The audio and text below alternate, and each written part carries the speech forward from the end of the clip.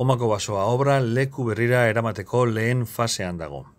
Pintatzeko prozesu hori zuzenean ezagutu ahal izango da Bizkaiko Foru Aldundiak uztailaren 25 aurrera antolatuko dituen bisita gidatuen bidez.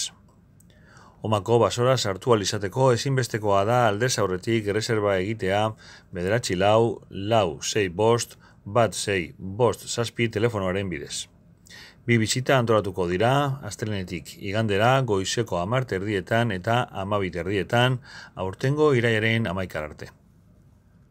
Proiektuaren sorburuan Ibarrolaren obra hori ikertu eta berrirakurtzeko lan sakona egin du Fernando Basetak Euskal Herriko Unibertsitateko irakasleak zuzendutako diziplina anitzeko taldeak aldundiak eskatuta.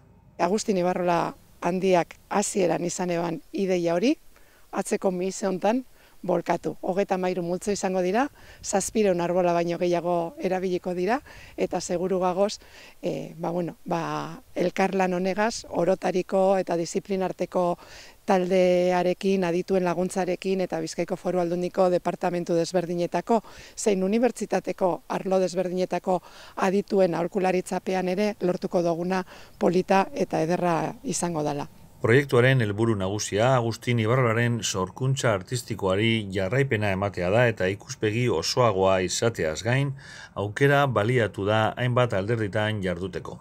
Hala nola, basoaren iraunkortasuna bermatuko duten kudeaketa eta mantentzean, irisgarritasun fisikoan zein konektibitate hobearen bidez, edapenari dagokionez ere, bisita gidatuak sartzean eta eduki berriak izatean, edo larrialdiak kudeatzean milaka bisitari hartzeko aukera emango duen espazioan. Ikerketa zehatz baten ondorioz basoa berrirakurri eginda eta 700 zuhaitz baino gehiagotan margotutako 33 multzo artistikoz osatutako proiektua izan da emaitza. Margotutako zuhaitzak banatzen direla 33 multzoetan, eta multzo bakoitzak badu bere ideia, bere konzeptua, bere mesua. Urdontan hasteko, aukeratu ditugu, pentsatu gendun, zeintzuk ziren multzo esanguratsuenak. Hauxe, Naielen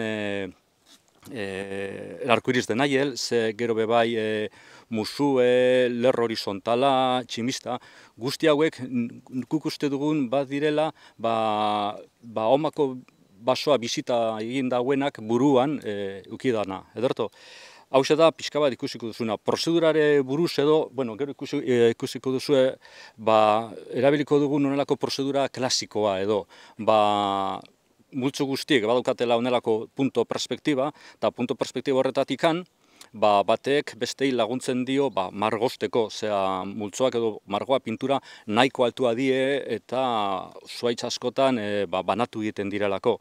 Ederto, gero bebai azpimarratu nuke, zera da, hause proiektunen lorpena izan daitekela Agustin Ibarrolak Omako basoan urtetan zehar margostu zituen multzo guztiak hemen egongo direla.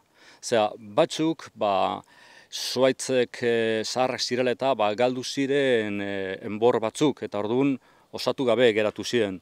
Beste batzuk ebaki ziren eta multzoak desagertu ziren.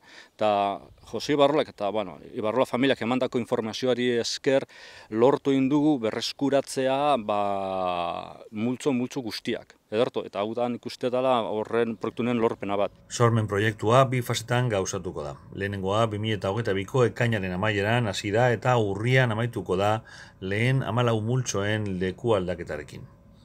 Bigarren fasea 2023ko maiatzetik irailera bitartean gauzatzekoa da eta geratzen diren 19 multzoak leku aldatuko dira 33 multzoko obra osatu arte.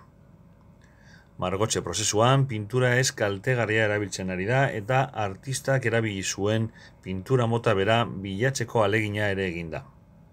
Erabilitako teknikari dagokionez, egileak multzoak margotu zituen moduari eutsi zaio. Hau da, lehenengo eta behin multzo bakoitzerako gune egokiak identifikatu dira, gune horiek behatu eta perspektiba egokiak bilatu dira, in situ bozetoak egin dira eta azkenik eskuz margotzeko lana eginda.